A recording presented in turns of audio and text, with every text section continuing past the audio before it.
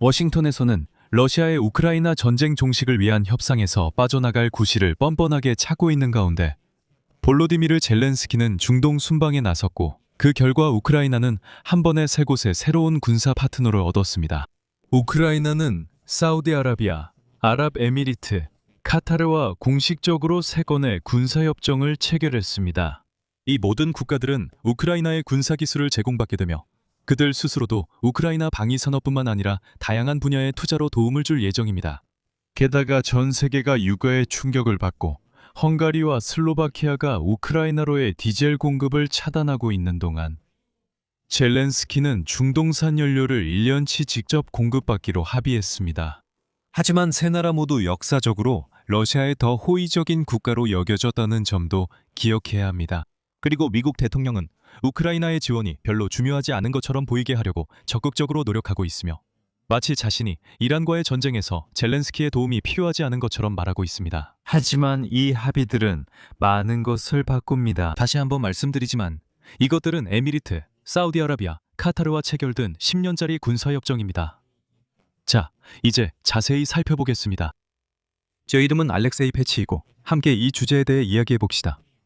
하지만 본격적으로 시작하기 전에 여러분의 응원을 부탁드립니다. 이 유튜브 채널을 구독, 후원 또는 유튜브에서 스폰서가 되어 응원해 주실 수 있습니다.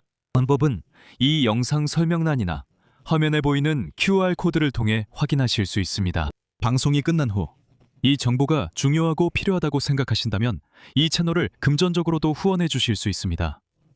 정말 감사하겠습니다. 그리고 제 텔레그램 채널 패치 뉴스도 구독해 주세요. 링크는 이 영상 설명란에 있습니다.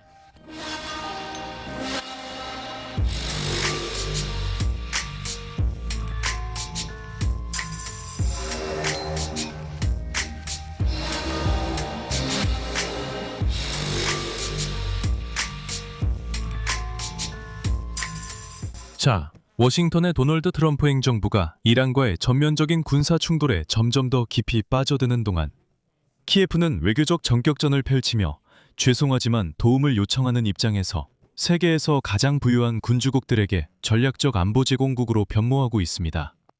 오늘 도하와 아부다비에서 전해진 소식은 단순한 의례적인 만남이 아니라 새로운 현실을 법적으로 원하신다면 법적으로 확립하는 것입니다. 이렇게 젤렌스키가 사우디아라비아와 아랍에미리트를 방문한 것은 결코 우연이 아닙니다. 젤렌스키는 카타르와의 방위 분야 10년 파트너십 협정 체결을 공식적으로 확인했습니다. 이 협정은 우크라이나 군수 산업에 대한 직접 투자뿐만 아니라 깊은 기술 협력도 포함하고 있습니다. 막대한 재정 자원을 보유한 카타르는 사실상 우크라이나의 인재를 사실상 영입하고 있습니다. 양국 모두에 필요한 이란 무인기 대응 방어 시스템을 개발할 인재가 필요합니다. 즉 이것이 우크라이나가 카타르의 무언가를 판다는 의미는 아닙니다. 아니요, 이것은 협력입니다. 카타르는 자금을, 우크라이나는 기술과 전문가를 제공합니다. 이와 동시에 볼로디미르 젤렌스키가 아랍에미리트의 지도자 셰이크 무함마드 빈 자이드 알라위안과 회담을 가진 후 에미리트와의 안보 분야에서 전례 없는 협력의 시작이 발표되었습니다. 주요 초점은 또한 에미리트의 핵심 인프라를 이란의 탄도미사일과 무인기로부터 보호하는 데 있습니다. 우크라이나에게 이것은 걸프 지역의 첨단 기술에 대한 접근과 더 중요한 것은 그들의 생산 능력에 대한 접근을 의미합니다. 또한 에미리트는 이를 이란 공격 방어로 봅니다. 그리고 도널드 트럼프는 분노합니다. 그는 우크라이나가 도움이 안 될 것이라 공개적으로 말한 적이 있기 때문입니다. 알고 보니 3월 13일부터 우크라이나 군인들, 군사 전문가들이 이미 그 지역에 있었습니다. 3월 13일부터 그들은 사우디아라비아와 아랍에미리트, 카타르에 우크라이나와 협력해야 한다는 점을 보여주었고 그 결과 볼로디미르 젤렌스키가 방위협정에 서명했습니다. 하지만 이 이야기의 맥락은 젤렌스키가 이 지역에서 협상을 한 가장 중요한 결과 중 하나가 디젤 연료 공급에 관한 합의였다는 점입니다. 우크라이나는 앞으로 1년 동안 디젤 연료를 끊김없이 공급받기로 합의했습니다. 이 점이 중요합니다. 헝가리와 슬로바키아가 우크라이나로의 디젤 공급 차단을 위협했지만 우크라이나는 새로운 공급자를 찾았습니다. 설명드리겠습니다. 여러분, 저는 처음에 이렇게 생각했습니다. 잠깐만, 만약 호르무즈 해협이 막혀 있다면 중동산 디젤이 어떻게 우크라이나에 들어올 수 있을까? 그러니까 이게 어떻게 이루어질 수 있을까요? 그래서 상황을 좀 더 파헤쳐봤습니다. 첫 번째로, 사우디아라비아에는 이스트-웨스트 송유관이 있습니다. 이 송유관은 석유를 홍해에 있는 얀부 항구로 운송합니다. 이 송유관의 길이는 1200km에 달하며 하루에 최대 700만 배럴의 석유를 운송할 수 있습니다. 즉 이곳은 호르무즈 해협과 무관합니다. 또 한 가지 흥미로운 점은 얀부에는 사우디아라비아가 건설했지만 적극적으로 사용하지 않았던 정유 공장이 있다는 것입니다. 즉 파이프라인을 통해 얀부로 원유를 보내 그곳에서 정제할 수 있습니다. 그리고 디젤을 수에즈 운하를 통해 우크라이나로 선적할 수 있습니다. 모두가 완전히 이익을 얻게 되는 셈입니다. 그리고 지금 디젤은 우크라이나 군대의 전선 군사 장비의 연료를 공급하는 데 있어 정말로 아주 치명적으로 중요하다는 점을 잊지 마세요. 이건 매우 중요한 일입니다. 그리고 이 합의는 러시아의 이익에 직접적인 타격을 줍니다. 사우디아라비아와 아랍에미리트는 오펙 플러스 카르텔에서 모스크바의 핵심 파트너입니다. 하지만 오늘날 그들은 사실상 이렇게 말하자면 지원하고 있습니다. 우크라이나 군대의 생존을 보조하고 있습니다. 그들이 왜 그렇게 하는 걸까요? 오늘날 러시아의 주요 군사 동맹국인 이란이 페르시아만의 인프라를 대규모로 타격하기 시작했기 때문입니다. 아랍 군주국들에게 이란의 기술을 제공하는 러시아는 이제 독이 드는 파트너가 되었습니다. 우크라이나는 실제로 전투에서 검증된 이란 무기 대응 방법을 제시하고 있습니다. 그리고 우리는 디젤과 미사일이 필요합니다. 네. 그리고 이 상황에서 미국의 입장을 둘러싼 상황을 풀어보면 훨씬 더 흥미롭게 보입니다. 미국 국무장관 마크 루비오와 펜타곤은 이번 주에 우크라이나를 위해 준비된 무기를 미국의 중동작전 필요에 맞게 전환할 가능성에 대해 공개적으로 밝혔습니다. 2월 말에 시작된 이란과의 전쟁은 미국의 요격미사일 비축분을 그야말로 빛의 속도로 소모시키고 있습니다. 여기서 가장 중요한 점이 있습니다. 워싱턴은 결국 사우디아라비아와 카타르가 우크라이나에 대한 무기 공급의 재정적 보증 역할을 하는 방안을 검토하고 있습니다. 트럼프는 미국 납세자들의 돈으로 우크라이나 방위를 위해 지불하고 싶어 하지 않습니다. 그럼 그건 됐고요. 하지만 트럼프는 우크라이나에 대한 어떤 군사적 지원이든 셰이크들이 대가를 지불하고 그 대가로 우크라이나 군사 교관과 경험, 그리고 바로 그 요격 드론을 받는 것에는 반대하지 않습니다. 젤렌스키는 중동으로 무기를 보내는 것이 물론 위험하다고 인정했지만 핵심 요소는 여전히 미국의 생산 속도라고 확인했습니다. 우크라이나는 사실상 미국의 중동 안보 체계에 편입되어 일종의 유럽 내 반이란 연합 지부가 되고 있습니다.